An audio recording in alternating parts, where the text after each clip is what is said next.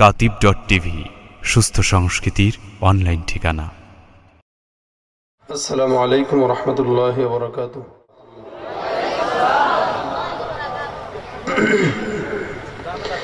ইন্নাল হামদালিল্লাহ আলহামদুলিল্লাহি আলিয়্যিদ যাতি আযীমিস সিফাতি সামিয়্যিস সিমাতি কাবীরিশ শান জলিলিল কদরি রফিইয যিকরি মুতাইল আমরি জলিল বুরহান فخيم الاسم عزيز العلم وسيع الحلم كثير الغفران جميل الثناء جزيل العطاء مجيب الدعاء عميم الإحسان ونشهد أن لا إله إلا الله وحده لا شريك له ونشهد أن سيدنا وسندنا وحبيبنا ومولانا محمدا عبده ورسوله صلى الله تعالى عليه وعلى آله وأصحابه وبارك وسلم تسليما كثيرا كثيرا الذي أرسله الله تعالى بالحق بشيرا ونذيرا وداعيا إلى الله بإذنه وسراجا منيرا أما بعد فأعوذ بالله من الشيطان الرجيم بسم الله الرحمن الرحيم ومن الناس من يقول آمنا بالله وباليوم الآخر وما هم بمؤمنين وقال النبي صلى الله عليه وسلم أخلص دينك يكفيك العمل القليل أو كما قال النبي عليه الصلاة والسلام وقال تعالى في شان حبيبه إن الله وملائكته يصلون على النبي يا أيها الذين آمنوا صلوا عليه وسلموا تسليما محبت شكل زبان كل درود إبراهيم قولي اللهم صل على محمد وعلى آل محمد كما صليت على إبراهيم وعلى آل إبراهيم إنك حميد مجيد اللهم بارك على محمد وعلى لا إله إلا الله محمد رسول الله صلى الله عليه وسلم سبحانك لا علم لنا إلا ما علمتنا إنك أنت العليم الحكيم رب اشرح لي صدري ويسر لي أمري واحلل عقدة من لساني يفقه قولي أستغفر الله ربي من كل ذنب وأتوب إليه لا حول ولا قوة إلا بالله العلي العظيم خلاص کی اعمال جنات کی ہمراہ خلاص کی اعمال جنات کی ہمراہ پرہیز کی مقاصد ہے جو تقوی سے حاصل مان پرہیز کی مقاصد ہے جو تقوی سے حاصل مان بغیر جو اعمال ہو اخلاص و تقوی برباد تیرے زندگی اے ہوش نظر مان برباد تیرے زندگی اے ہوش نظر مان আলহামদুলিল্লাহ।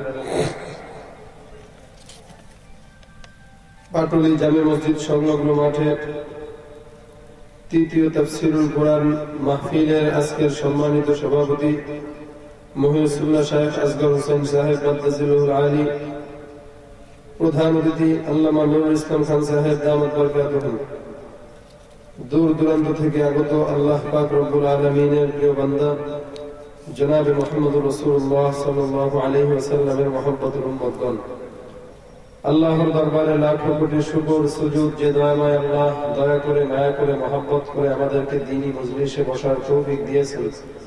এই জন্য কালিমাতুল শুকর আদায় করে জবান খুলে সকলে বলি আলহামদুলিল্লাহ। আরো জবান খুলে বলি আলহামদুলিল্লাহ। আপনাদের এলাকায় আলহামদুলিল্লাহ বললে, সুবহানাল্লাহ বললে গুনাহ হয় না, সওয়াব হয়? একবার আলহামদুলিল্লাহ বলছেন সওয়াব, আরেকবার বলছেন আরো সওয়াব, যত বলবেন তত সওয়াব। কারণ আল্লাহ বলেন, বান্দা যখন আমি আল্লাহর নিয়ামত পাওয়ার পর শুকরিয়া করে আলহামদুলিল্লাহ বলবে, আমি আল্লাহ বান্দার নিয়ামতকে বাড়ায় দেব দ্বিগুণ।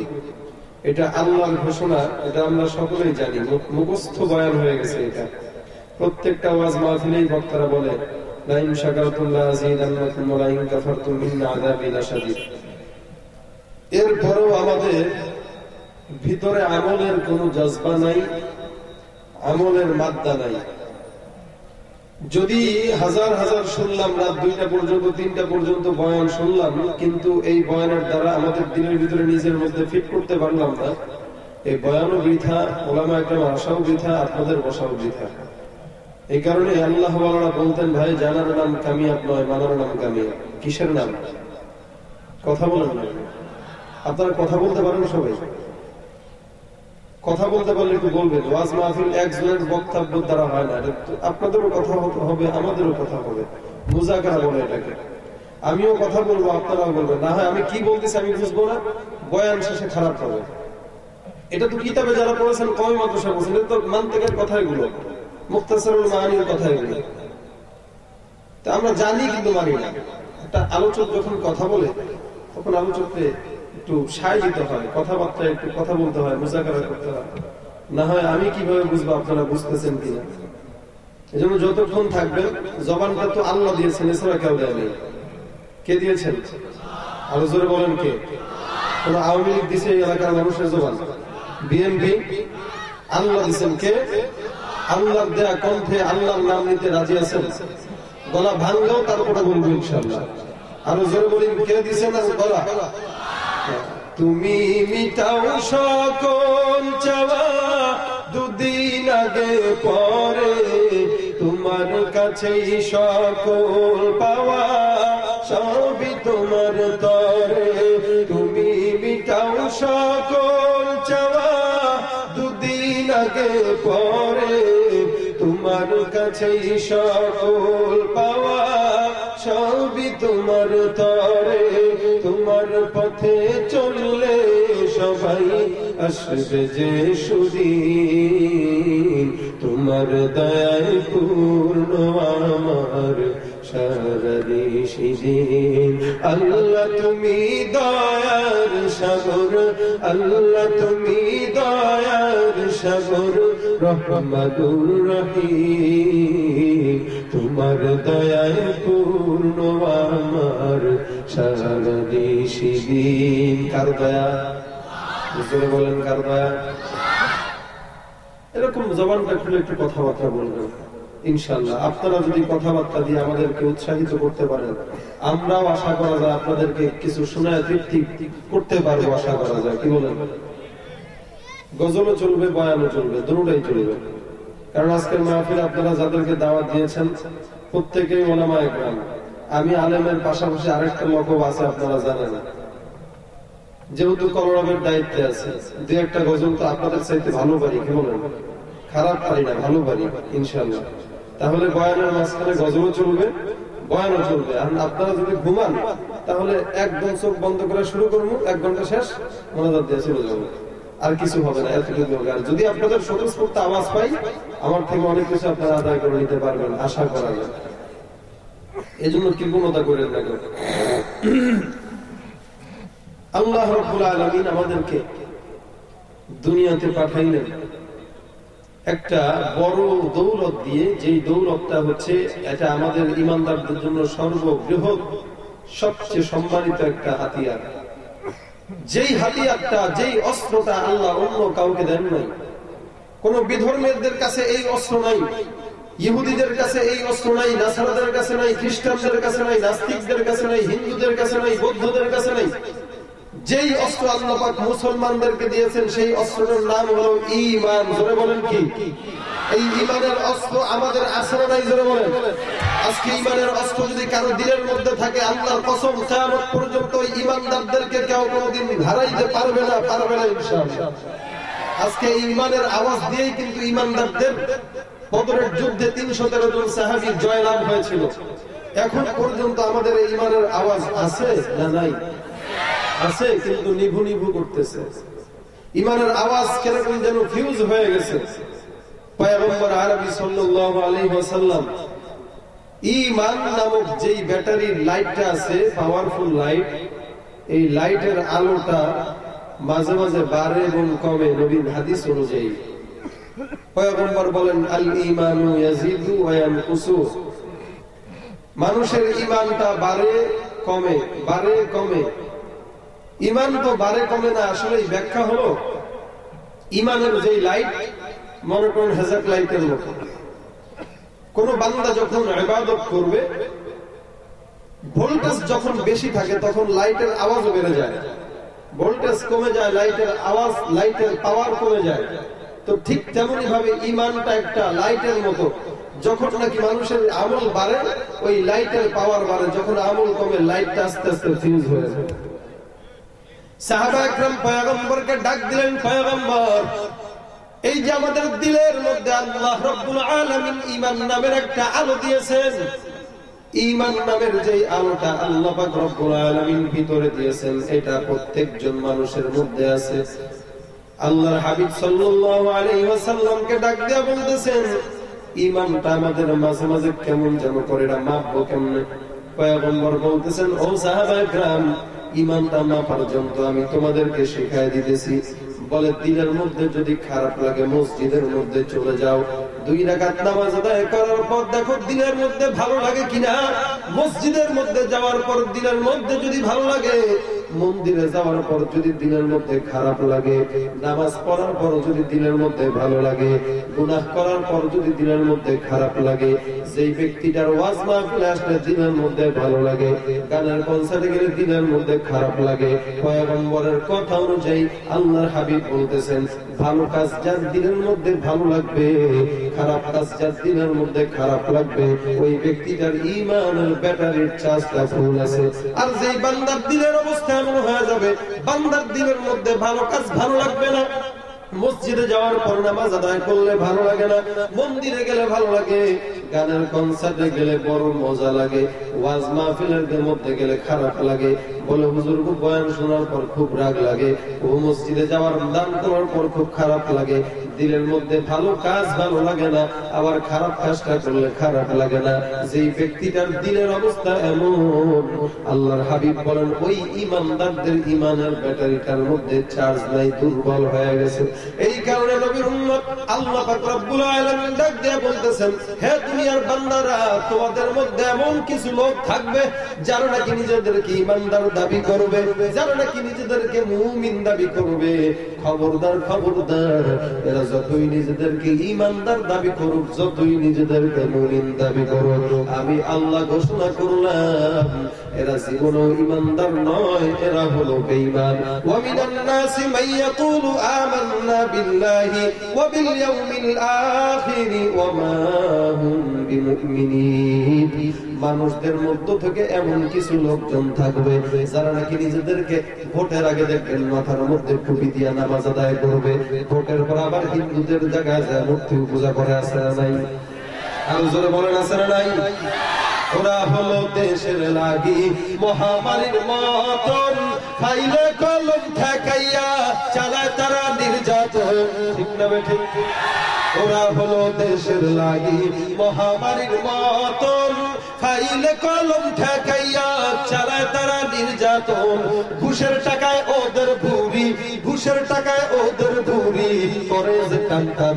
ওরা শিক্ষিত শয়তান, ওরা শিক্ষিত শয়তান, ওরা শিক্ষিত শয়তান, ওরা শিক্ষিত শয়তান। দুর্নীতির ওই আখড়ায় বসে জাহির করে জ্ঞান, কলম দিয়ে কামাই টাকা আবার ধরে সাধু ভান। ওরা শিক্ষিত শয়তান, ওরা শিক্ষিত শয়তান, ওরা শিক্ষিত শয়তান, ওরা শিক্ষিত শয়তান। আসলে নাই আরো জোরে বলেন আসলে নাই। মসজিদে দেখবেন নামাজের আগে দরমার 10 মিনিট আগে চলে গেছে, মাথার মধ্যে টুপি ছিল না, ভোটের আগে মাথার মধ্যে টুপি উঠায় দিল, মুখের মধ্যে দাড়ি ছিল না, ভোটের আগে মুখের মধ্যে দাড়ি উঠায় দিল।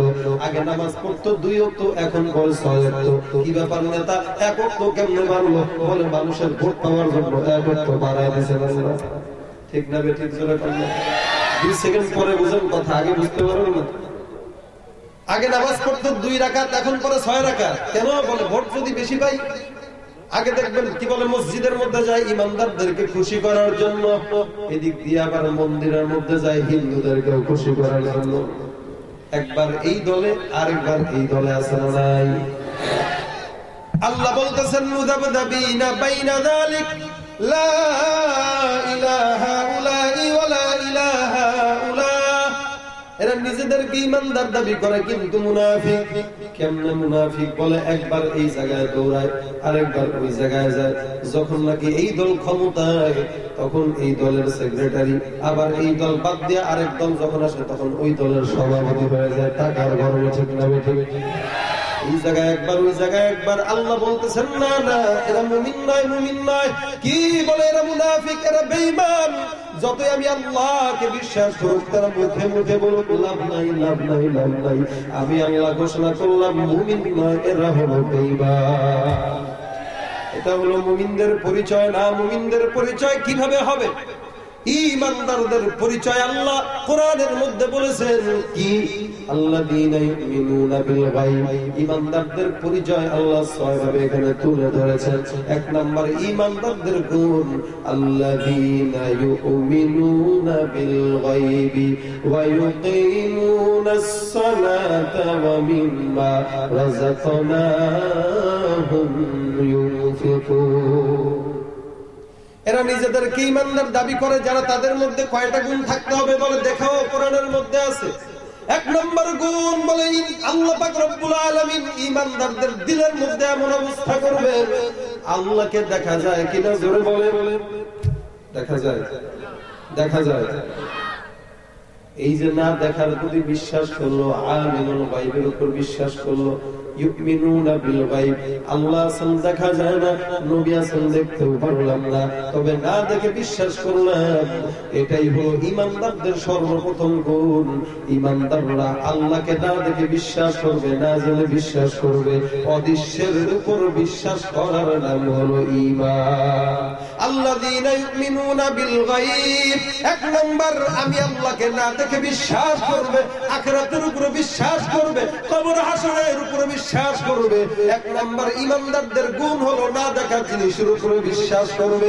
ঈমানদারদের 2 নাম্বার গুণ থাকবে, আল্লাযীনা ইউমিনুনা বিল গায়বি ওয়া ইউকিমুনাস সালাহ। বলে এরা নামাজের প্রতি যত্নবান হয়ে যাবে, নামাজ আদায় করবে, মানুষকে নামাজ আদায়ের জন্য আদেশ করবে। এটা ঈমানদারদের 2 নাম্বার গুণ। আর ঈমানদারদের 3 নাম্বার গুণ, ওয়া বিল আখিরাতি মিম্মা রাযাকনাহুম ইউনফিকুন। আল্লাহ পাক রব্বুল আলামিন যে সম্পদ দিয়েছেন, যার মাল হেফাজত করার জন্য আল্লাহ পাক যে সম্পদগুলো দিয়েছেন, এগুলো থেকে আল্লাহর রাস্তায় দান করবা, সদকা করবা, যাকাত দিবা। আমি আল্লাহ যা দিলাম এগুলো থেকে দ্বীনের রাস্তায় খরচ করবা। ওয়াজ মাহফিলের জন্য মুরব্বির কাছে টাকা চাওয়া হয়, মুরব্বি 500 টাকা দেন, পকেট থেকে 5 টাকা বাইর করে রাখায়। তবে হুজুরকে কাম নাই, খালি মাদ্রাসায় পড়ছস, ভিক্ষা করার লাগে কয় না জমি কম। আর যদি গানের কনসার্ট করে, যুবকটা যায় যাবে, মুরব্বি দেন তো 5000 টাকা, কি করবা? কয় সিলেট শহর থেকে মেয়ে নিয়ে এসে গানের কনসার্ট করবো, আরো 5000 টাকা বাড়ায় দিয়ে করবো, টাকা থেকে নিয়ে তারপরে সুন্দরী হইয়া গেছে। ঠিক না ঠিক? জোরে কথা। এই যে গ্রামগঞ্জে এখন তো আলহামদুলিল্লাহ ওয়াজ মাহফিলের আয়োজন যুবকেরা করতেছে। এই যে গানের কনসার্ট হয় সমাজে, এখনো হয়, প্রত্যেকটা গ্রামে গ্রামে দেখবেন পালা গান হয়, যাত্রা গান হয়। এই যাত্রা গানের কারণে আজকে সমাজের ভিতরে আল্লাহ বারবার ভূমিকম্প দেয় আর অভাব দেয়, ঠিক না বেঠিক? যত গজব এসব গুনাহের কারণে আজকে সমাজে হচ্ছে, ঠিক না বেঠে? গান বাজনার মাথায় লই গুনার বোঝা, দিন ইসলামের পথে তোমরা চলো রে সোজা, ঠিক না বেঠে? কোন পথে সোজা চলবেন? জোরে বলেন না কেন, কোন পথে? গানের কলি শুনি মোরা ফাইটা যায়, বুক ফাইটা যায়, এইভাবে গাইতে গাইতে জাহান্নামে চলে যায়। গানের কলি শুনি মোরা ফাইটা যায়, বুক ফাইটা যায়, এইভাবে গাইতে গাইতে জাহান্নামে চলে যায়। ফাটছে আরো 15 বছর আগে, এখনো এই মহিলা জীবিত আছে। চিনেন তো? গাইছিল কে? হ্যাঁ, সব আল্লাহ ওয়ালা। একদম গান মানে অনেক কিছু শুনেন, এমন ভাবসাব বানাইতেছে। কে গাইছে চিনেন না? আগে গাইতে যাত্রা গান, এখন সংসদে এমপি হয়েছে। যে দেশের সংসদের মধ্যে শিক্ষিত মূর্খ সমান, ওই দেশে কোনো ইনসাফ থাকার কথা। আগে গাইছে ফাইটটা যায় গান, এখন হইলো এমপি। ফাটছে হইলো 15-20 বছর আগে, এখনো সে বেঁচে আছে। অবাক করা কাণ্ড, কি বলেন, ঠিক না? গানের কোলে শুনি মোরা ফাইটা যায়, বুক ফাইটা যায়, এইভাবে গাইতে গাইতে জাহান্নামে চইলা যায়। ঢোলতা বোলার গান বাজনার কবরে পাবি সাজা, দিন ইসলামের পথে তোমরা চলো রে সোজা, দিন ইসলামের পথে তোমরা চলো রে সোজা। আপনাদের এলাকায় ছোট ছোট পিচ্ছিরা দেখবেন হাঁটবে আর গাবে, ও প্রিয়া তুমি কোথায়? গায় না, গায় না, গাইতে। এই ছোট্ট ছেলেটা ও প্রিয়ার কি বুঝে বলেন তো? গাইতেছে। এটা তো আমাদের জন্য আফসোস যে আমরা ছোট্ট ছোট্ট বাচ্চাদের জবানের মধ্যে, কচি কণ্ঠের মধ্যে আল্লাহর কোরআনের আওয়াজ তুলে দিতে পারলাম না, ঠিক না বেঠিক বলেন? যুবক পারেননি কেউ এটা গান? এটা শুনছেন আগে? কি কথা কয় না? আপনারা যদি বলেন যে হুজুর গজল টজল দরকার নাই, বয়ান করেন, তাহলে বয়ানই চলবে। হ্যাঁ, কি দুটোটাই চলবে? যেমন ঘুমাইতেছেন, এই ঘুমন্ত যাত্রী নিয়ে ড্রাইভার ড্রাইভিং করতে পারে না, অ্যাক্সিডেন্ট হয়ে যাবে একটু পরে। কি বলেন? আমরা তো সারা রাত গাড়িতে চলি, নিজেও গাড়ি চালাই, ড্রাইভারও গাড়ি চালায়। আবার আমি থাকি ড্রাইভার, ড্রাইভার থেকে হেল্পার, আবার আমি মাঝে মাঝে হেল্পার হয়ে যাই, ড্রাইভার থেকে তখন গাড়ি চালায়। কারণ আমি ঘুমাই গেলে হেও ঘুমাই যাবো, তখন গাড়ি অ্যাক্সিডেন্ট। আর আমি হলাম আপনাদের ড্রাইভার, আপনারা আছেন সামনের প্যাসেঞ্জার হিসেবে। যদি আপনারা ঘুমান, ভাই আর সম্ভব না বেশিক্ষণ চালানো। এত সুন্দর আয়োজন, এত সুন্দর সাউন্ড, যদি চুপচাপ বসে থাকেন, আপনাদেরকে মনে হইতেছে এক একটা কথা কইলে মনে হয় আপনাদের 5 টাকা করে জরিমানা দেওয়া লাগতেছে, এর লেগে ভয়ে কথা কইতেছেন না। কি বলেন? এই হলো ইমানদারদের গুণ থাকবে, ভালো পথে খরচ করা। মাহফিলের মধ্যে খরচ করলে সওয়াব না গুনাহ? গানের কনসার্টে দিলে গুনাহ না সওয়াব? গুনাহ। এই যেটা বুঝে তারপরে ভালো পথে রাস্তায় খরচ করা। ওয়া মিম্মা রাযাকনাহুম ইউনফিকুন। 3টা গুণ গেল। একটা হইল ঈমানটা বিশ্বাস করবেন না দেখে বিশ্বাস, কোন যুক্তি তর্ক ছাড়া। যুক্তি তর্ক যারা দেয় ওরা হলো বেঈমান শয়তান। কারণ ইসলাম হলো মানার নাম, সামি'না ওয়া আতা'না, শুনলাম মানলাম। আর বেঈমানদের কাম হবে সামি'না ওয়া আসাইনা, আমরা শুনলাম কিন্তু মানতে পারবো না। আজকে সমাজের মধ্যে কিছু বাইরে আছে কথায় কথায় যুক্তি দিতে যায়, কথায় কথায় দলিল ছাড়া মানতে চায় না, দলিল ছাড়া ইসলাম মানতে চায় না, দলিল ছাড়া হাদিস মানতে চায় না, কোরআন মানতে চায় না। যারা সমাজে কথায় কথায় দলিল দেয় ওরা আসলেই শয়তানের মতো ইবলিসের চালা, ঠিক না বেঠিক বলে? ইমানদাররা তো এক কথার উপর বিশ্বাস করবে, আল্লাহ আছে একজন, বিশ্বাস করার নাম ঈমান। নবী আছে একজন, বিশ্বাস করার নাম ঈমান। কোন যুক্তি নাই, দলিল নাই, বিনা দলিলে আল্লাহ এক, বিনা দলিলে নবী এক, ঠিক না বেঠিক? নাকি নবী আরেকজন আছে? দেওয়ানবাগী তো নিজের নবী বলেও স্বীকার করে, আবার মাঝে মাঝে আল্লাহ করে। এরপরে গোলাম আহমদ কাদিয়ানী চিনেন তো? হ্যাঁ, মেরাজ করছে কোন জায়গায়? বাথরুমে। কোন জায়গায় মেরাজ হচ্ছে? বাথরুমে। একদম ফটকায় মইরা টইরা পয়সা কইরা শেষ হয়ে গেছে। যারা ইসলামের কটূক্তি করবে এদের মৃত্যু এরকম বাথরুমের মধ্যেই হবে, ঠিক না বেঠিক? আর আজকে আমরা ইমানদার হিসাবে এটা আমাদের ঈমানি দায়িত্ব, যারা নাকি এক চুল পরিমাণ ঈমানের ক্ষতি করবে, ইসলামের বিরুদ্ধে করবে, এদের যেন বাংলাদেশে অন্তত বিচার হয়। ঠিক না বেঠে? আমরা আমাদের সরকার প্রধানকে দেখি, ইনি হজ করেন, তাকে কোরআন শরীফ তেলাওয়াত করতে দেখি, মন্ত্রী পরিষদে মুসলমান, এমপি পরিষদে মুসলমান, সব জায়গা মুসলমানের দেশ, 98 ভাগ 90 ভাগ মুসলমান এই দেশে। এই দেশে যদি সরকার মুসলমান হয়, মন্ত্রী পরিষদ মুসলমান হয়, তাহলে গুটি কয়েক নাস্তিক কিভাবে নবীর বিরুদ্ধে কথা বলার সাহস পায়? ঠিক না ঠিক করে বলে। আর যেই দেশে বেঈমান নেতার বিরুদ্ধে কথা বললে জেলখানায় যেতে হয়, ওই দেশে নবীর বিরুদ্ধে কথা বললে ফাঁসি হবে, ফাঁসি হবে, ফাঁসি হবে। ঠিক না ঠিক? জোরে বলেন ঠিক না ঠিক? এটা আমাদের ঈমানি দায়িত্ব। কি দায়িত্ব? জোরে বলেন। ঈমানি দায়িত্ব। আমরা এসব আবেদন করেই যাব, আমরা এসব কথা বলেই যাব।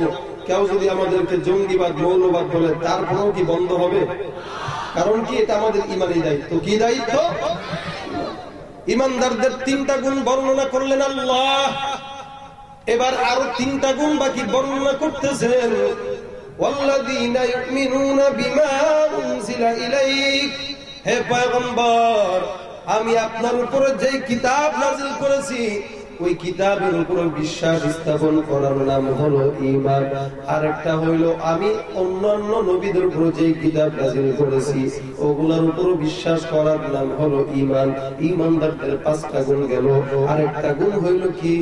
ওয়াবিল আখিরাতি হুম ইউকিনুন। ঈমানদারদের 6 নম্বর গুণ থাকবে, ঈমানদার আখিরাতের উপর বিশ্বাস করবে, আছে আসর আছে বিশ্বাস স্থাপন করবে। ঈমানদারদের 6টা গুণ আল্লাহ দান করে বর্ণনা করতেছেন পবিত্র কোরআনের মধ্যে। এই 6টা গুণ যার মধ্যে থাকবে তার নাম হলো ঈমান, মুমিন। ঈমান 3 জিনিসের সমষ্টিকে বলা হয়। শুধু মুখে মুখে ঈমানদার দাবি করবেন চলবে না, ঈমানদার মুখে মুখে রাখলেই কিন্তু হয় না। দিলের ঈমানটা হলো বড় ঈমান। দিলের মধ্যে ঈমানের সম্পদ যার আছে সেই হলো আসল ঈমানদার। যাদের দিলের মধ্যে ঈমান নাই, মুখের মধ্যে ঈমানের কথা বলে, তারা হলো মুনাফিক, তারা হলো বেঈমান। আল্লাহ পাক রব্বুল আলামিন তাদের কথাই কোরআনের মধ্যে বলতেছেন। এরা যতই নিজেদেরকে মুমিন দাবি করুক না কেন, এরা কোনোদিন ঈমানদার হতে পারে নাই, পারবেও না। আসলে নবীর উম্মত ঈমানদার কারা হবে? ঈমানদার কাদেরকে বলা যাবে? আল্লাহ পাক রব্বুল আলামিন ঈমানদারদের আরেকটা গুণ বর্ণনা করতেছেন। ঈমানদাররা সৎ কাজ করবে, অসৎ কাজ থেকে বিরত থাকবে। আল্লাহ পাক যুগের কসম খেয়ে ডাক দেয়া বলতেছেন, ওয়াল আসর ইন্নাল ইনসানা লাফী খুসর। দুনিয়ার মধ্যে প্রত্যেকটা মানুষ ক্ষতিগ্রস্ত, প্রত্যেকটা মানুষ বিপদগ্রস্ত, কিন্তু যারা নাকি এরকম থাকবে বলে কেবল তারাই ক্ষতিগ্রস্ত থাকবে না। মানুষদের মধ্য থেকে একমাত্র তারা যারা নাকি সৎ কাজ করবে, ওয়ামিলুস সালিহাত, এই সৎ কাজ করানোওয়ালা লোক হবে ঈমানদার। আল্লাহ পাক রব্বুল আলামিনের জন্য কাজ করা, ভিতরে রিয়া না রাখা, ইখলাসের সঙ্গে আমল করা। আল্লাহ পাক রব্বুল আলামিনের পয়গম্বর বলেন, বান্দা তোমরা যে জায়গায় জায়গায় কাজ করো, এই প্রত্যেকটা কাজ বান্দার জন্য ইবাদত। আখলিস দীনাকা ইয়াকফিকাল আমালুল কলিল। বান্দা বেশি বেশি ইবাদতের কোনো প্রয়োজন নাই, অল্প ইবাদত করো, কিন্তু ইখলাসের সঙ্গে করার দ্বারা জান্নাতের ফয়সালা হওয়া সম্ভব। আল্লাহর হাবিব ডাক দিয়া বলতেছেন, এই কারণে উম্মতরা দিলের মধ্যে ইখলাস নামের বীজটা ঢুকায় দাও। যার দিলের মধ্যে ইখলাস নামের বীজ থাকবে, ওই ব্যক্তিটার আমল যদিও কম হয়, ওই আমল কম হলেও তারপরে কোনো চিন্তা নাই, কারণ অল্প আমলটাই নাজাতের জন্য যথেষ্ট হয়ে যায়। হে নবীর উম্মত, এই কারণে ঈমানটা দুর্বল না রেখে, ঈমান যখন বান্দার সবল থাকবে, অল্প যখন আমল করবে সেটাও ইবাদত হয়ে যাবে। মুমিন বান্দার তো ইবাদত হাঁটার মধ্যেও ইবাদত, মুমিন বান্দা খানা খাবে সেটার মধ্যে ইবাদত হয়ে যাবে। মুমিন বান্দা যদি বাথরুমে যায় সেটাও হবে মুমিন বান্দার ইবাদত। মুমিন বান্দা প্রসাবখানায় গেলে সেটাও মুমিন বান্দার জন্য ইবাদত। মুমিন বান্দা দুনিয়া নিয়ে ধান্দা করবে সেটাও মুমিন বান্দার ইবাদত। কখন? যখন নাকি একমাত্র আল্লাহর সন্তুষ্টির জন্য হবে। 2 নাম্বার, ওই ঈমানদার বান্দারের কাজটা যখন পয়গম্বরের কথা অনুযায়ী হবে, আল্লাহর হাবিব বলেন এই দুইটা জিনিস ঠিক রাখার পর কোন বান্দা যেটা করবে সেটাই বান্দার জন্য ইবাদত হয়ে যাবে। হে নবীর উম্মত, এই জন্য আল্লাহর হাবিব বলতেছেন ইন্নামাল আমালু বিন্নিয়াত, নিয়তটাকে সহি করে নাও, ইখলাস দিলের মধ্যে ঢুকায় নাও, তাকওয়াটা আল্লাহর ভয়টা অন্তরের মধ্যে ঢুকায় নাও। তাকওয়া কি জিনিস, ইখলাস কি জিনিস? সাহাবায়ে কেরাম পয়গম্বরকে ঘিরে চতুর্দিকে বসা আছে, বলে ইবাদত তো করবেন, কেমনে করবেন? মানুষকে দেখানোর জন্য করা এক জিনিস, নিজে দেখানোর জন্য করা আরেক জিনিস, আল্লাহকে দেখানোর জন্য করা আরেক জিনিস। সাহাবায়ে কেরাম পয়গম্বরকে ঘিরে বসা, দেখতেছেন দূরে তাকা একটা লোক ঘোড়ার উপরে সওয়ার হয়ে আসছেন নবীর কাছে। শরীরের মধ্যে কোনো ধুলাবালির চিহ্ন নাই, শরীরের মধ্যে কোনো সফরের ক্লান্তি নাই, ঘোড়ার উপরে সওয়ার হয়ে পয়গম্বরের সামনে এসে বসছেন, হাঁটুর সঙ্গে হাঁটু লাগায় বসছেন, অথবা দুইটা হাত পয়গম্বরের উপর দিয়ে বসছেন। হাদিসে জিবরিলের মধ্যে আল্লাহর হাবিব বলেন, আসার পর কয়েকটা প্রশ্ন করতেছেন, ইয়া রাসূলুল্লাহ মাল ইহসান, ইয়া রাসূলুল্লাহ মাল ঈমান, মাল ইসলাম। কয়েকটা প্রশ্ন করতে করতে একটা প্রশ্ন করছেন, ইয়া রাসূলুল্লাহ ইহসান কি জিনিস, ইহসান কি জিনিস?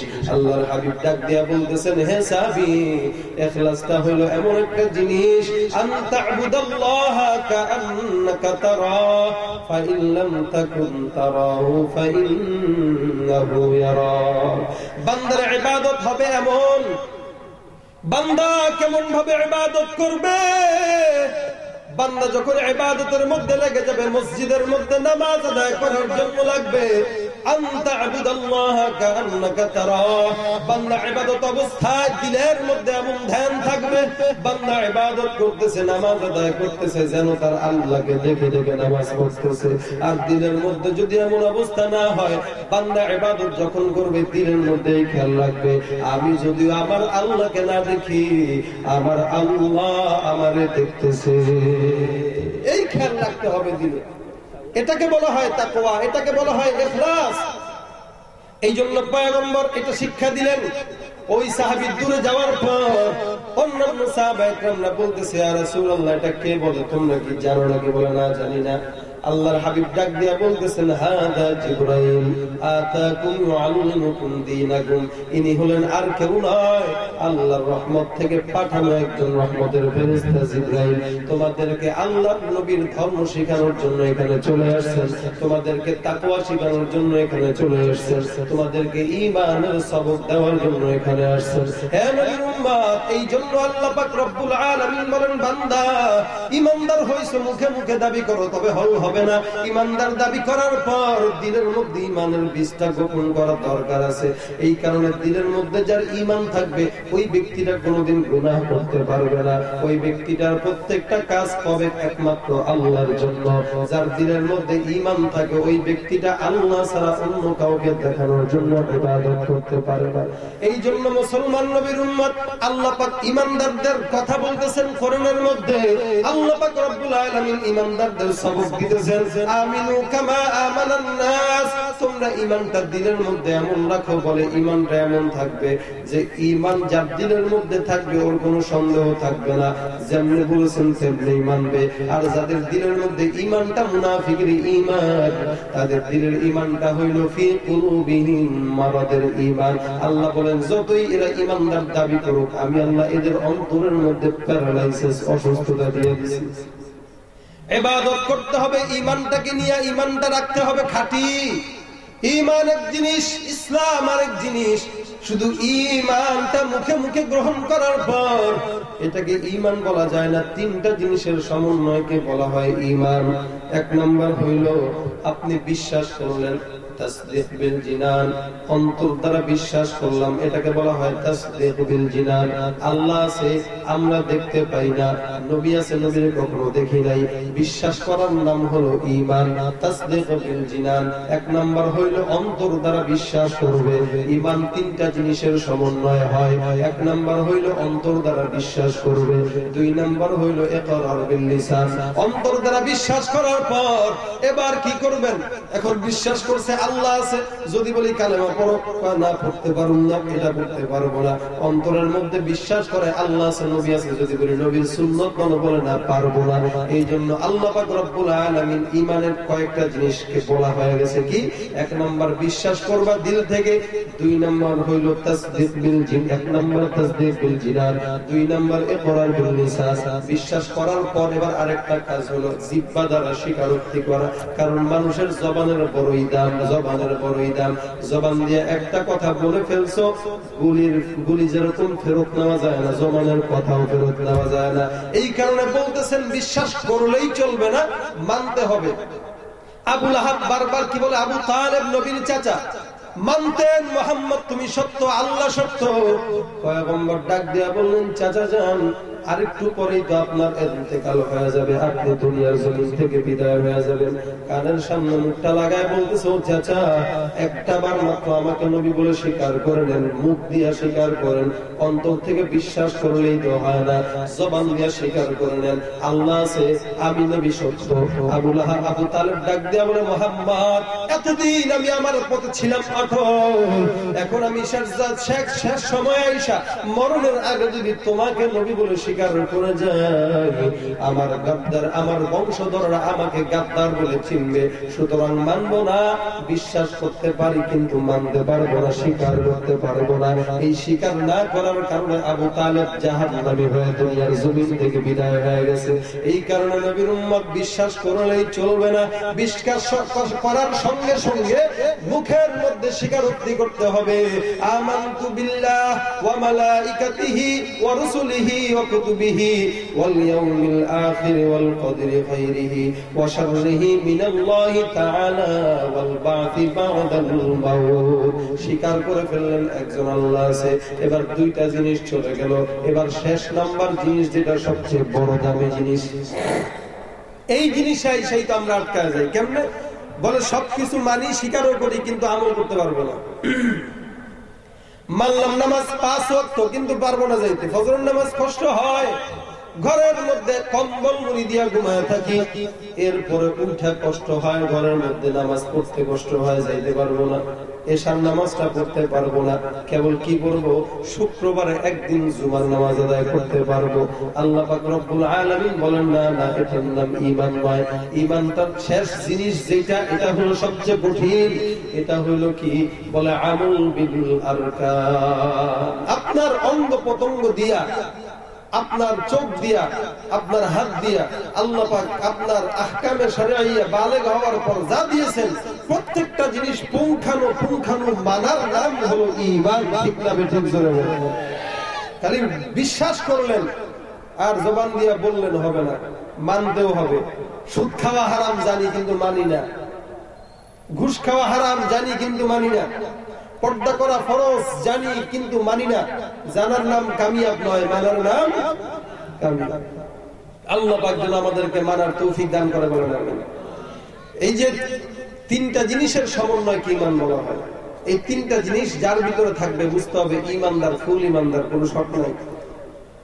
ঈমানদারদের আরেকটা গুণ আল্লাহ পাক যেটা দিয়ে দিয়েছেন, বলে ইখলাসের সঙ্গে ইবাদত করা, আমলের নিয়তে করা, সুন্দর করে করা।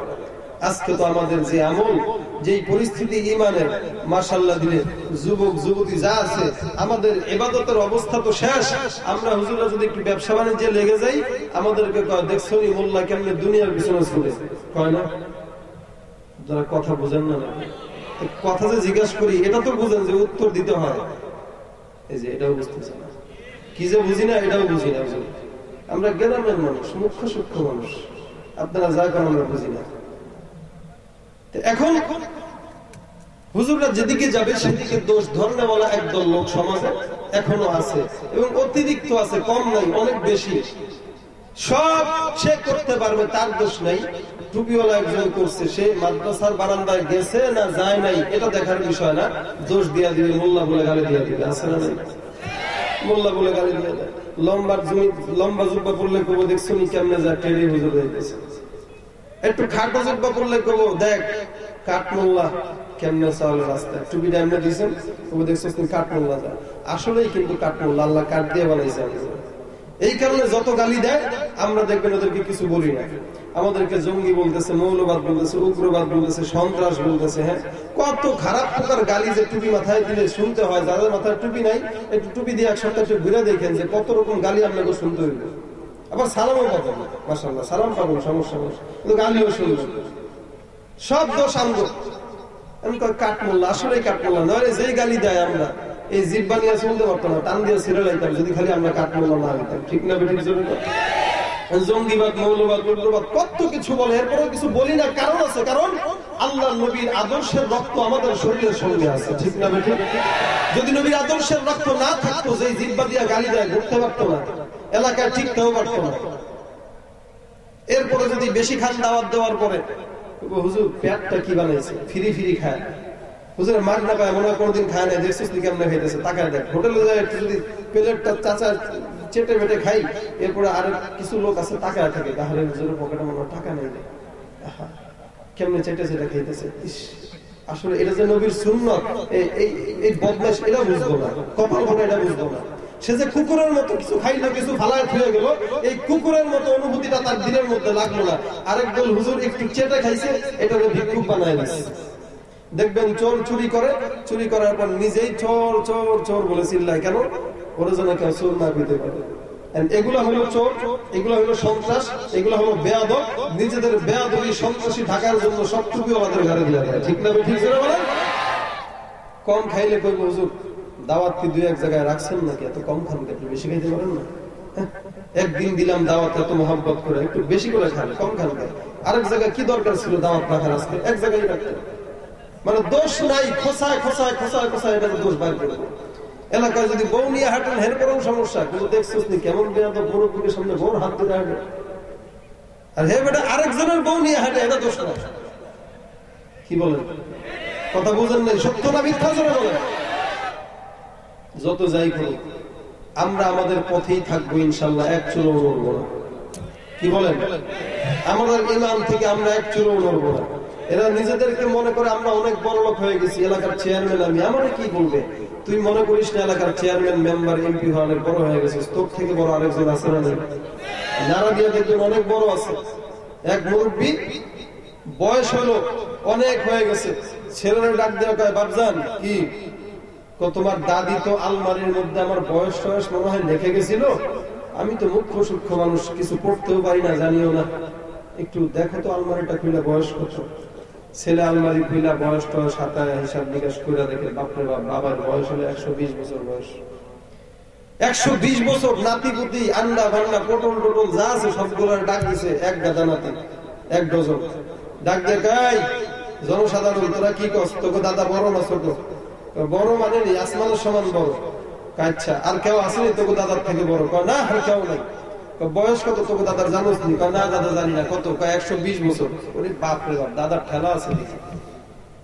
তাহলে এক কাম করি, 120 বছর বয়স, এই 120 বছর বয়সে সভাপতি হয়, অনেক মসজিদের ইমামের চাকরি হয়েছে, অনেক আকাম কুকাম করছি, অনেক মানুষের জায়গা মারছি। 120 বছরে কম আকাম করি নাই, বহুত করছি। জাহান্নামে যাওয়ার তো কোনো, মানে জান্নাতে যাওয়ার তো কোনো উপায় নেই। এখন শেষ পর্যায়ে আইসা একটু হজ করব। বাঙালি গুলা আজীবন আকাম দুকাম কইরা 60 বছর বয়সে যায় মক্কায় যায় হজ করতে, হেনে যায় কিছু বুঝাও না, এহরামের কাপড় পরা দেয় মুইতা। আপনারা হাসতেছেন, দুঃখের বিষয়। 60 বছর বয়সে হজ করতে গেছে, ও কি পারবো, আমরাই তো পারি না।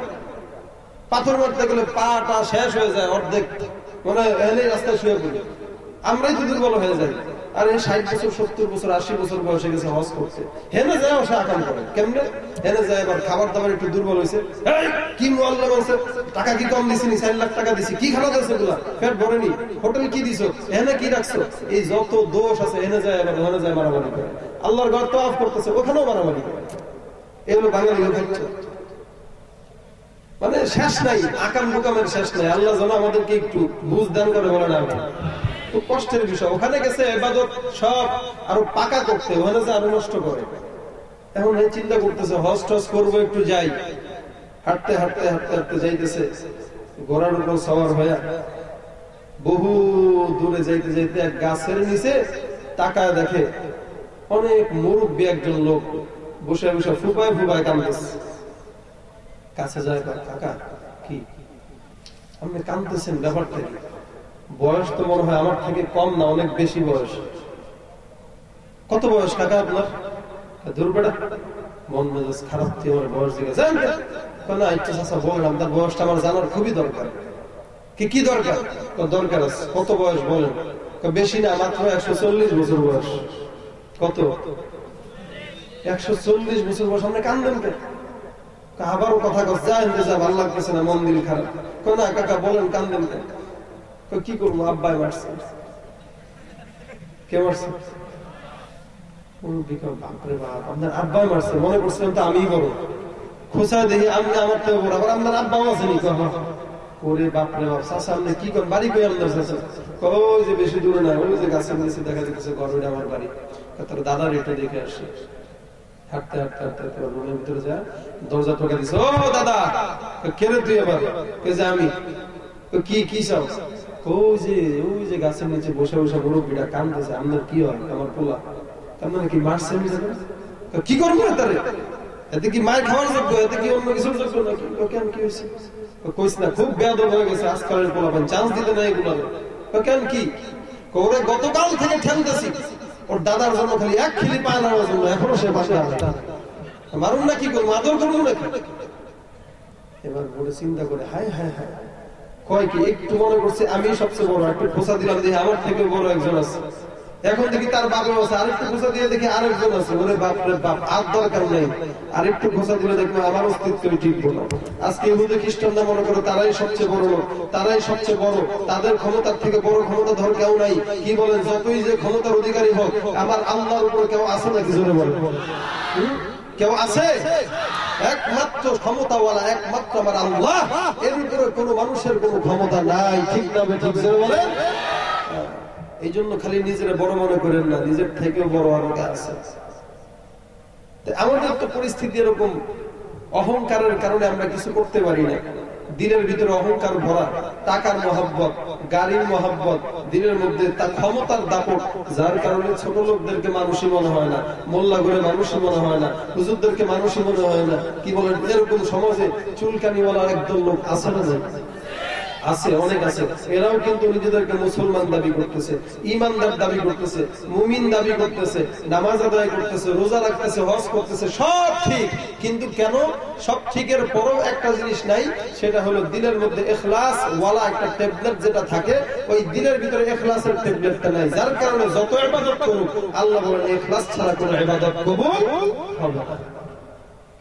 ভারতের মধ্যে একজন আল্লাহর ওলি ছিল, নাম হলো কুতুবউদ্দিন বখতিয়ার কাকি রাহমাতুল্লাহি আলাইহি। আল্লাহর ওলি, 40,000 হাদিসের হাফেজ, 30,000 মুরিদের পীর ছিলেন এরকম কুতুবউদ্দিন বখতিয়ার কাকি রাহমাতুল্লাহি আলাইহি। হঠাৎ করে একদিন মরণের আগ দিয়া মনে মনে করতেছেন, মনে হয় দুনিয়াতে আমার কোনদিন আর বেশি থাকার সম্ভাবনা। চিন্তা করতেছে কি করব কি করব। দুই একজন মুরিদদেরকে ডাক দেয়া বলতেছে, হ্যাঁ মুরিদেরা, তোমাদেরকে একটা ওসিয়ত আমি করে যাই। এই ওসিয়তটা আমার ইন্তেকালের পর তোমরা সবাই স্মরণের মধ্যে রাখবা। বলে কি ওসিয়ত? বলে 1 নাম্বার ওসিয়ত, আমি মারা যাওয়ার পর আমার লাশটা বেশিক্ষণ দেরি করবা না, দাফন দিয়া দিবা, কবর দিয়া দিবা। 2 নাম্বার ওসিয়ত, আমার ইন্তেকালের পর আমার জানাজা যে পড়াবে, ওই ব্যক্তিদের মধ্যে 4টা গুণ থাকতে হবে। কয়টা গুণ? জোরে বলেন। 4 গুণ সম্পূর্ণ লোক আমার জানাজার নামাজ পড়ায় দিবে। এরকম 4 গুণওয়ালা লোক যদি না পাও, আমার জানাজাটা পড়াইও না, লাশটাও দাফন দিও না। 4টা গুণ কি? বলে আল্লাহর ওলি ডাক দিয়া বলতেছে, আমার মুরিদেরা, 1 নাম্বার গুণ, আমার জানাজার নামাজ যে পড়াবে, ওই ব্যক্তিটার মধ্যে সর্বপ্রথম গুণ থাকবে। বলে সর্বপ্রথম গুণ কি? বালেগ হওয়ার পর, আকল হওয়ার পর, শরীয়তের আহকাম নিজের মধ্যে বর্তানোর পর, দুনিয়াতে এই পর্যন্ত কোনদিন জামাত নামাজ পড়েছে, জামাত ছুটে নাই, তাকবীরুল্লাহর সঙ্গে নামাজ আদায় করেছে। 1 নম্বর গুণ থাকবে, জামাতের সঙ্গে নামাজ কোনদিন কারো ছুটে নাই। সব সময় জামাতের সঙ্গে নামাজ আদায় করেছে, 1 নম্বর গুণ থাকবে বা জামাত নামাজ আদায় করেছে। 2 নম্বর আমার জানাজা যে পড়াবে ওই ব্যক্তিটার 2 নম্বর গুণ থাকবে, আমাকে এই দুনিয়ার জমিনে বাঁচা অবস্থায় কোনদিন ওই ব্যক্তিটার আসরের নামাজের আগের 4 রাকাত সুন্নাত কখনো ছুটে নাই। আমরা তো নামাজ আদায় করি ফজরের আগে 2 রাকাত সুন্নাত, জোহরের আগে পরে সুন্নাত, সুন্নাতে মুআক্কাদা। আসরের নামাজের আগের যে 4 রাকাত সুন্নাত থাকে ওটা সুন্নাতে মুআক্কাদা নয়, পড়লে সওয়াব হয়, না পড়লে গুনাহ নয়। মাগরিবের পরের 2 রাকাত সুন্নাত মুআক্কাদা, এই সুন্নাতগুলো আমরা তো অনেকেই পড়ি না। আল্লাহর ওলি ঘোষণা করলেন, আমার জানাজার নামাজ যে পড়াবে ওই ব্যক্তিটার মধ্যে 2 নম্বর গুণ থাকবে, আসরের নামাজের আগের 4 রাকাত সুন্নাত জীবনে কোনোদিন যার ছুটে নাই। বান্দাটা বলতেছে আল্লাহর ওলি 2টা গুণ গেল, 3 নম্বর গুণ কি? 3 নম্বর গুণ আমার জানাজার যে নামাজ যে পড়াইবে ওই ব্যক্তিটার মধ্যে 3 নম্বর গুণ থাকবে, জীবনে এই পর্যন্ত বুঝার পর কোনদিন যেই ব্যক্তিটা কোনদিন তাহাজ্জুদের নামাজ ছাড়ে নাই, 3 নম্বর গুণ থাকবে, কোনদিন তাহাজ্জুদের নামাজ ছুটে নাই। 4 নম্বর গুণ থাকবে কি? বলে দুনিয়াতে কোনদিন গুনাহ করে আর কি বলে বালেগ হওয়ার পর ইচ্ছাকৃতভাবে কোনো বেগানা নারীর দিকে যেই লোকটার চোখ যায় না, এই 4টা গুণ যার মধ্যে থাকবে ওই ব্যক্তিটা আমার জানাজার নামাজ পড়ায় দিবে। এছাড়া অন্য কেউ যেন আমার জানাজার নামাজ না পড়ায়। 4 গুণ সম্পূর্ণ লোক তালাশ করার জন্য তারা লেগে গেল, 4 গুণ সম্পূর্ণ লোক লেগে গেছে তালাশ করার জন্য। এলাকার মধ্যে এমন কেউ কি আছে যেই লোকটার মধ্যে 4 গুণ থাকবে? 4 গুণ থাকবে বলে কেউ নাই, কেউ নাই। খবর দেওয়া হলো, খবর এলাকার মধ্যে যদি তোমরা কেউ থেকে থাকো, আল্লাহর গোলাম বারবার করে বলে গেছেন 4 গুণ সম্পূর্ণ লোক যেন থাকে। নবীর উম্মত, 4 গুণ সম্পূর্ণ লোক সমাজের মধ্যে তালাশ করে পাওয়া যায় না। খুঁজতে আরম্ভ করে দিল, কোথাও নাই, কোথাও নাই। আল্লাহর গোলাম দুনিয়ার জমিন থেকে বিদায় হওয়ার পর 4 গুণ সম্পূর্ণ লোক সমাজের মধ্যে তালাশ করে পাওয়া যায় না। এবার হঠাৎ করে সকাল থেকে সন্ধ্যা পর্যন্ত অপেক্ষা, আল্লাহর গোলামের জানাজা পড়ানোর জন্য মানুষগুলো কেমন অস্থির হয়ে আছে। এদিক দিয়ে আবার বলা হয়ে গেছিল, খবরদার আমার লাশটা যেন বেশি দেরি করো না, আমার লাশটা কাফন দিয়ে দিও, দাফন দিয়ে দিও, সাথে সাথে দেরি যেন না করো। কিন্তু জানাজার নামাজ পড়ানোর জন্য লোক তো পাওয়া যায় না, 4 গুণ সম্পূর্ণ লোক। আল্লাহর ওলি লাশটা সামনে নিয়ে সবাই দাঁড়ায় আছে, হাজার হাজার মানুষ। হঠাৎ করে তাকায় দেখে হাজার হাজার মানুষকে বেদ করে হঠাৎ করে একজন আল্লাহর গোলাম মাথার সামনে একটা রুমাল ছাড়া সুন্দর করে সামনের দিকে আগায় যায়। মানুষগুলো তাকায় আছে, কে সেই কে? তাকায় আছে, কেউ নাই। একজন লোকের চেহারা দেখা যায় না, এরকম সামনে রুমালটা দিয়ে সামনের দিকে দাঁড়ায় দাঁড়ায় হেঁটে হেঁটে যাইতেছে। মানুষগুলো তাকায় আছে, বলে কে এই ব্যক্তি? কোনদিন চেহারাটা কখনো আমরা দেখতে পাইতেছি না। আল্লাহর গোলাম হাঁটতে হাঁটতে হাঁটতে হাঁটতে লাশটার সামনে এসে দাঁড়ায় গেল। লাশটার সামনে এসে দাঁড়ায়, কাফনের কাপড়টা মাথা থেকে খুলে নিয়ে এবার সুন্দর করে কাফনের কাপড়টা সরায় দিয়া ডাক দেয়া বলে, আরে কুতুবুদ্দি, কি অপরাধ করলাম? আমার এই ইবাদতের কথা জীবনেও কেউ জানতো না। তুই মরণের পর তোর জানাজা পড়ানোর জন্য এমন 4টা গুণ সম্পূর্ণ লোককে তুমি পছন্দ করে গিয়েছো, যে 4টা গুণ আমার মধ্যে আছে। এই ইবাদতগুলো যদি আমি কোনোদিন তুমি প্রকাশ না করতা, আল্লাহর কসম এই দুনিয়াতে একটা লোক নাই যে আমার ইবাদতগুলোর খবর জানতো। আমি যে ইবাদতগুলো করতেছি ঘরের মধ্যে আমার বিবিও জানে না, কেউ জানে না, কেউ জানে না। আমি সারা আমার মাওলা সারা ইবাদতের খবর কারো কাছে নাই। তুমি যেই 4টা শর্ত দিলা, এই 4টা শর্ত আমার মধ্যে আছে। এই 4টা শর্ত যদি আজকে না দিতা, আমি দুনিয়াতে যত ইবাদত করি কেউ জানতো না। আল্লাহর গোলাম সঙ্গে সঙ্গে জানাজার নামাজটা পড়ায় দিল। জানাজার নামাজ পড়ানোর পর মানুষগুলো ডাক দেয়া বলে, হে আল্লাহর গোলাম, আপনি তো জানাজার নামাজ পড়াইলেন, আপনার চেহারাটা একটা বার দেখার জন্য আমাদের দিলের বড় আশা। আল্লাহর গোলাম চেহারার সামনে থেকে যে রুমালটা ছিল, রুমালটা সরায় দিয়ে দেখা দিয়া দিল। এলাকার মানুষগুলো তাকায় দেখে যে আর কেউ নয়, এই হলো তদানীন্তনকাল সময়ের ভারতের যেই রাষ্ট্রপ্রধান শামসুদ্দিন আল-তামাশ রাহমাতুল্লাহি আলাইহি। আর আস্তে কোন সুবহানাল্লাহ ঘুমান বয়াবে সুবহানাল্লাহ বলে গুনাহ হয় না সওয়াব হয়? এই জাতি জীবনে দেখি নাই সিলেটের মধ্যে এত ঘুমন্ত জাতি আপনারা। একটু নারায়ে তাকবীর দেই, নারায়ে তাকবীর। আরো যারা বলেন নারায়ে তাকবীর। দিন ইসলাম, দিন ইসলাম, নাস্তিকতা নিপাত যাক, দিন ইসলাম জিন্দাবাদ। নাস্তিকতা নিপাত যাক, দিন ইসলাম জিন্দাবাদ। কোটি প্রাণে একই আওয়াজ, খোদাদ্রোহী ছাড় পাবে না, এই বাংলায় ঠাই হবে না, মুসলমানরা জেগেছে আজ। ঠিক না বেঠিক? নাস্তিকতা নিপাত যাক, দিন ইসলাম জিন্দাবাদ। নাস্তিকতা নিপাত যাক, দিন ইসলাম জিন্দাবাদ। কোটি প্রাণে একই আওয়াজ, খোদাদ্রোহী ছাড় পাবে না, এই বাংলায় ঠাই হবে না, মুসলমানরা জেগেছে আজ। ও জোর কদমে সামনে চলো, বজ্র কণ্ঠে আওয়াজ তোলো, সবাই মিলে একই তালে দাও না স্লোগান, নারায়ে তাকবীর, নারায়ে তাকবীর। দিন ইসলাম, দিন ইসলাম জিন্দাবাদ, জিন্দাবাদ। ইসলামেরই জন্য দেশের হয়েছে জন্ম, ইসলামের বিরুদ্ধে গেলে দেশ হবে ভিন্ন। ইসলামেরই জন্য দেশের হয়েছে জন্ম, ইসলামের বিরুদ্ধে গেলে দেশ হবে ভিন্ন। ইসলামের বিরুদ্ধে যারা নিয়েছে অবস্থান, এই বাংলায় ঠাই হবে না, যাও হিন্দুস্তান, যাও হিন্দুস্তান। জোর কদমে সামনে চলো, বজ্র কণ্ঠে আওয়াজ তোলো, সবাই মিলে একই তালে দাও না স্লোগান, নারায়ে তাকবীর, নারায়ে তাকবীর।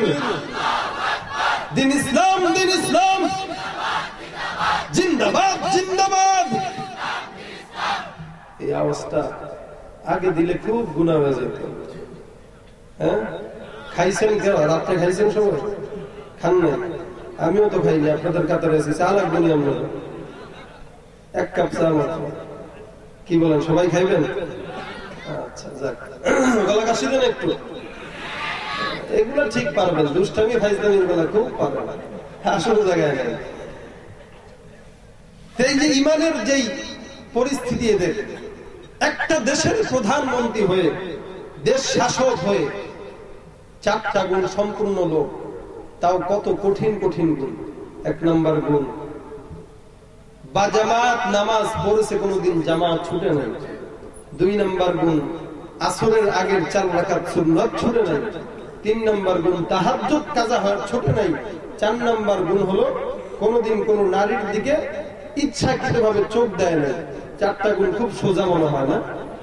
আমাদের একটা গুণও তো কারোর মধ্যে নেই, একটা গুণও কারোর মধ্যে নেই। অথচ একটা দেশ শাসন করে, তার ভিতরে 4 গুণ সম্পূর্ণওয়ালা লোক শেষ। কারণটা কি? দিনের ভিতরে যে ইমানের ট্যাবলেট আছে, ওইটা খাওয়ার পরে শিরায় শিরায় শিরায় শিরায় পৌঁছায় দিতে পারছে, যার কারণে দুনিয়াতেই আল্লাহ স্বর্গের মানুষ হিসেবে বানায় দিয়েছে। এই জন্য ইমানের ট্যাবলেটটা দিনের মধ্যে রাখতে পারবেন তো ইনশাআল্লাহ? আরো জোরে বলেন ইনশাআল্লাহ। আল্লাহ যেন সকলকে কবুল করে, বলেন আমিন। আরো জোরে বলেন আমিন। ইমান 3 জিনিসের সমন্বয় বলা হয়, ইমান 3 জিনিসের সমন্বয়কে বলা হয়। 1 নাম্বার বলে তাসদীক বিল জিনান, বিশ্বাসটা করতে হবে অন্তর থেকে, মুখ থেকে নয়। মুখ থেকে নয়, মুখের বিশ্বাস মানুষের কাছে টাকার গোলাম হয়ে বিক্রি হয়ে যায়। মুখের যে মহব্বত, এটা টাকার গোলাম হয়ে যায়। দেখবেন যারা চাকরি করে, একবার যেই অফিসার আসবে, এই অফিসারকে মহব্বত করে জান দিয়ে দিবে, এরকম ভাবসা। এ চলে গেলে আবার আরেক অফিসার আসলে, এবার এরা মহব্বত করে জান দিয়ে দিব ভাবসা। কিন্তু কারোর জন্যই দেয় না, কারণ ওর মহব্বতটা কেবল ঠোঁটের জন্য, ঠোঁটের আগায় ঝুলতেছে, টাকার জন্য সে মহব্বত করতেছে, আসলে দিল থেকে মহব্বত না। যার কারণেই সে একবার একে মহব্বত করে, একবার একে মহব্বত করে।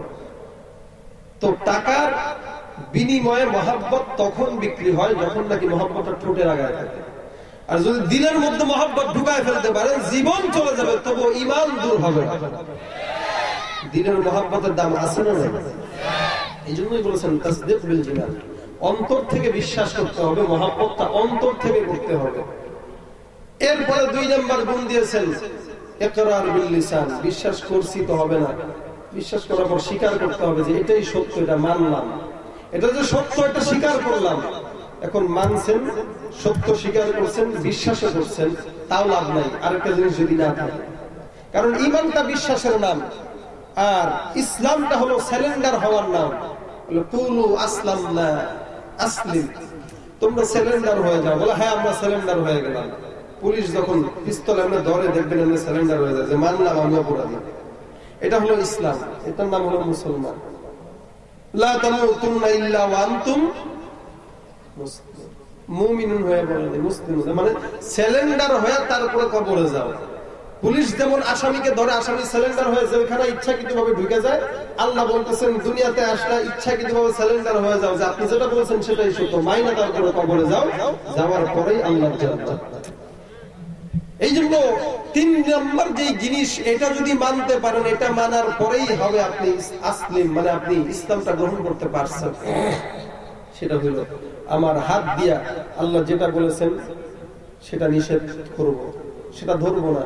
সুদ খাওয়া হারাম, ইসলামের আদেশ, নবীর আদেশ, আল্লাহর কোরআনের আদেশ, বাস মানলাম, ধরতে পারবো না। সুদ বাদ, না খায় মরবো, রিক্সা চালায় মরবো, এরপরেও সুদের হাতে কোনোদিন পড়বো না, ঘুষ কোনোদিন খাবো না। বাস আল্লাহ যেটা বলেছেন এটার মধ্যেই কামিয়াব, নবী যেটা বলেছেন এটার মধ্যেই সফলতা। বাস দাড়ি রাখতে বলেছেন দাড়ি রাখবো, দাড়ি কাটা যাবে না। সুদ খাইতে বলেছেন, মানা করেছেন, সুদ খাবো না। ঘুষ খাইতে নিষেধ করেছেন, ঘুষ নেব না। এরকম ভাবে প্রত্যেকটা মানুষ যখন খারাপ কাজগুলো ছেড়ে দিবে, ভালো কাজগুলো করবে, তখন ওই ব্যক্তিটা আসল ঈমানদার হয়ে তারপরে কবরে যাবে। ঠিক না? ঠিক জোরে। এই জন্য ঈমানদার হয়ে যাব। দেখেন ভাই, মানুষ কিন্তু আমরা সবাই, কিন্তু আসল মানুষ কিন্তু, প্রকৃত মানুষ কিন্তু সমাজে পাওয়া যায় না। আর আল্লাহ বলেন আমি কিন্তু তোমাদের অন্তরকে দেখবো, গোস্ত দেখবো না, চামড়াও দেখবো না। এই জন্য আপনারা জানেন কোরবানি আমরা যে দেই, কোরবানিটা কিন্তু বিশাল বড় একটা জিনিস। এই কোরবানিতে আল্লাহ কি রক্ত মাংস কি আল্লাহর কাছে যায় নাকি? আল্লাহ কেবল অন্তরের বিষয়টা দেখে, যে তোমাদের দিলের অবস্থাটা কি, এটা আমি খালি দেখবো, ওইটাই আমার দেখার বিষয়। এই কোরবানিটার থেকে মানুষ তাকওয়ার সবক শিখতে পারে।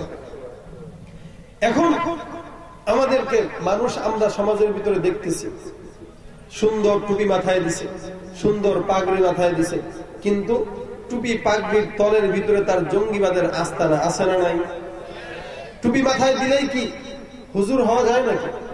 প্যান্ট শার্ট টাই পরলেই কি অফিসার হওয়া যায়? সম্ভব না। প্যান্ট শার্ট টাই পরলেই অফিসার হওয়া যায় না। দেখবেন নামাজ পড়তে গেছে মসজিদের ভিতরে প্যান্ট শার্ট পইরা, আসার সময় জুতা 2 জোড়া চুরি করে নিয়ে গেছে। আসলেই কি মুসল্লি না জুতা চোর? রাস্তাঘাটে যায় না চলা এই মানুষের ভিড়ে, ওই ভিড়ের মাঝে আবার কেউ অন্যের পকেট মারে। রাস্তাঘাটে যায় না চলা এই মানুষের ভিড়ে, ওই ভিড়ের মাঝে আবার কেউ অন্যের পকেট মারে। ও কেউ যদি মানুষ বলো আমার বলার কিছু নাই, ও কেউ যদি মানুষ বলো আমার বলার কিছু নাই। মানুষ দেখতে চলো এবার জাদু ঘরে যাই সবাই, হায়রে সাথের দুনিয়ায় মানুষ পাওয়া বড় দায়। মানুষ দেখতে চলো এবার জাদু ঘরে যাই সবাই, মানুষ দেখতে চলো এবার জাদু ঘরে যাই সবাই। শিক্ষার জোরে ডিগ্রির ভারে সাহেবের মাজা বাঁকা, মুস্কি হেসে সব অফিসে নেয় যে ঘুষের টাকা। শিক্ষার জোরে ডিগ্রির ভারে সাহেবের মাজা বাঁকা, মুস্কি হেসে সব অফিসে নেয় যে ঘুষের টাকা। শিক্ষিত এই অমানুষদের দেশে তো আজ অভাব নাই, শিক্ষিত এই অমানুষদের দেশে তো আজ অভাব নাই। আসেনি অভাব? সব জায়গায় ঘুষরে আমরা হাদিয়া বলে গ্রহণ করতেছি। সুদ খায় রাস্তাঘাটে, বকশিস বইলা খায়, আসানা নাই জোরে করে। বিশাল বড় বড় ডিগ্রি নিয়ে, সার্টিফিকেট নিয়ে ঘুরতেছে, চাকরি নাই। আরেক মূর্খ 2 নাম্বার সার্টিফিকেট দিয়া 10 লাখ টাকা দিছে, চাকরি হয়ে গেছে। হয় না? হয় না সমাজে? আরে আমার নিজের ঘরের কথা, আমার বাপ কিন্তু সচিবালয়ে চাকরি করে। আপনারা মনে করেন না যে আমি হুজুরের পোলা। সচিবালয়ে চাকরি করে বড় অফিসার, ঠেলা আছে খালি তাবলীগের মেহনতের কারণে ছেলেরা আলেম বানাইছে। 2 ছেলেরাই আলেম বানাইছে আলহামদুলিল্লাহ। উনাদের তো ইন্টারভিউ নেওয়ার দায়িত্ব থাকে প্রত্যেক বছর চাকরিতে। 70-80 হাজার মানুষ ইন্টারভিউ দেয়, মাত্র 5-7 জন, 500 জন, 100 জনের সচিবালয়ে চাকরি দেয়। তাও যাদেরকে চাকরি দিছে বাসায় এসে আবার গল্প করে, যেগুলো চাকরি দিছি মনে হয় না ক্লাসের মধ্যে কোনোদিন 3 নাম্বারও হইতে পারছে। সব পিছনে ভাই বিড়ি টানছে আর গাঞ্জা টানছে, টাকার বিনিময়ে খালি। আমরা কি করবো, আমরা তো চাকরি করি, কিছু বলার নাই আমাদের। কি বলেন, ঠিক না? সততার কারণে কিছু বলতে পারে না। না হয় যেই জায়গায় চাকরি করে ঢাকা শহরে আজকে 10 তলা বিল্ডিং মনে হয় 100টা থাকতো, কারণ এমন একটা জায়গা সরকার, সরকারি চাকরিটা মানুষ সোনার হরিণ মনে করে। কি বলেন? কিন্তু সততার কারণে কোন ইমানদার কখনো তার ইমান বিক্রি করতে পারে? জোরে বলেন, পারে? এই ইমানের সবক আজকে আমি আপনি প্রত্যেকজন যদি নিতে পারি, প্রত্যেকটা মুমিন যদি এই সবকটা হৃদয়ের মধ্যে গ্রহণ করতে পারে, তাহলে অবশ্যই গোটা দেশটাকে কোনো আইন দিয়ে ভালো করা লাগবে না, এমনিই ভালো হয়ে যাবে। এখন তো আমরা দিন বদলের স্লোগান দিচ্ছি। দিন বদলের স্লোগানটা দেওয়া লাগে না, এগুলো দেওয়ার জিনিস না, স্লোগানের জিনিস না। নিজের দিলটাকে আগে পাল্টায় ফেলেন, অটোমেটিক দিনটাও পাল্টায় যাবে। কারণ আমার দিল ঠিক নাই, দিন কেমনে বদলাবো? দিলের মধ্যে নেফাকি ভরে গেছে, দিলের মধ্যে অহংকার ঢুকে গেছে। দিল যতক্ষণ ঠিক না হবে দিন কখনো পাল্টানো যাবে না। যখন নাকি দিলটা পরিবর্তন হয়ে যাবে, অটোমেটিক সমাজ পরিবর্তন হয়ে যাবে। আল্লাহ আমাদেরকে সমাজ পরিবর্তন করার তৌফিক দান করুন। সকলে বলুন আমিন। যে ঈমান সম্পর্কে আলোচনা হলো, আল্লাহ পাক যেন খাঁটি ঈমানদার মুমিন হিসেবে কবুল করেন। সকলে বলুন আমিন। আপনাদের এই মাহফিল যারা আজকে আয়োজন করেছেন, আল্লাহ পাক এদেরকেও যেন কবুল করে, আপনাদেরকেও যেন কবুল করে। আমরা সকলেই এদের জন্য দোয়া করব। আল্লাহ পাক আমাদের সকলকে তৌফিক দান করুক, কবুল করে নেক। সকলে একটু দোয়া করি, অল্প সংক্ষেপ দোয়া। এরপরেই আপনাদের সকলের প্রিয় বক্তা মুফতি রেজওয়ান রফিকি সাহেব আসবেন। হুজুর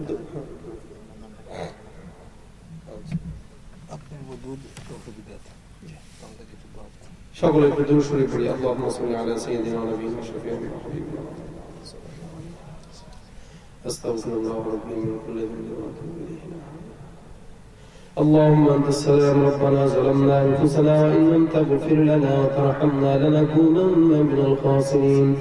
ربنا هب لنا من أزواجنا وذرياتنا قرة أعين واجعلنا للمتقين إماما. حسبنا الله ونعم الوكيل، نعم المولى ونعم النصير. أي رب العالمين মালিক, মাগরিব থেকে এই পর্যন্ত আল্লাহ তোমার বান্দারা দ্বীনের বয়ান শোনার জন্য বসছে। মালিক মেহেরবানি করে আল্লাহ তুমি আমাদের সকলকে কবুল মঞ্জুর করে নাও। হে আল্লাহ আমাদের সকলের গুনাহ খাতাগুলো তুমি maaf করে দাও। আর রব্বুল আলামিন এই মাহফিলে যে আলোচনা হলো সবগুলো মদিনার রওজায় পৌঁছে দাও। হে আল্লাহ মাহফিল কমিটিতে যারা আছেন, কষ্ট করে মাহফিল করেছেন, আয়োজন করেছেন, সকলকে কবুল করে নাও। বাহির থেকে অনেকেই সহযোগিতা করেছেন, আল্লাহ সকলের সহযোগিতাকে কবুল করে নাও। হে রব্বুল আলামিন এই আলোচনার উপর ভিত্তি করে আল্লাহ আমাদের সকলকে আমল করার তৌফিক দিয়ে দাও। বিপদগ্রস্তদের বিপদ থেকে দূর হেফাজত করে নাও। আল্লাহ আব্দুল ওদুদ ভাই নামে এক ভাই বিপদের মধ্যে আছে, তুমি বিপদ থেকে উদ্ধার করে নাও। আল্লাহ যারা ঋণগ্রস্ত ঋণ পরিশোধ করার তৌফিক দিয়ে দাও। অভাবগ্রস্তদের অভাব দূর করে দাও। আর রব্বুল আলামিন যারা আল্লাহ রিজিকের ওয়াসাত নাই, তাদেরকে রিজিকের ওয়াসাত দান করে দাও। আয় রব্বুল আলামিন মালিক মেহেরবানি করে মা বোনদেরকে পর্দার বিধান মেনে চলার তৌফিক দিয়ে দাও। আয় আল্লাহ তোমার হাবিবের রওজা জিয়ারত না করায় মৃত্যু দিও না, তোমার কাবা ঘর তওয়াফ না করায় মৃত্যু দিও না। আয় রব্বুল আলামিন যাদের মা বাবা অন্ধকার কবরে শুয়ে আছে, আল্লাহ আল্লাহ জানি না কার মা বাবার অবস্থা কি। আয় আল্লাহ প্রত্যেকটা মা বাবার কবরটাকে তুমি জান্নাতের বাগান বানায় দাও। মা বাবার কবরের সঙ্গে জান্নাতের সঙ্গে একটা সম্পর্ক স্থাপন করে দাও। রব্বির হামহুমা কামা রব্বায়ানি সগীরা। ওয়া সাল্লাল্লাহু তাআলা আলা খায়রি খালকিহি মুহাম্মাদ ওয়া আলিহি ওয়া আসহাবিহি আজমাইন। ওয়ারহামনা মা'হুম বিরহমাতিকা ইয়া আরহামার রাহিমিন। আসসালামু আলাইকুম।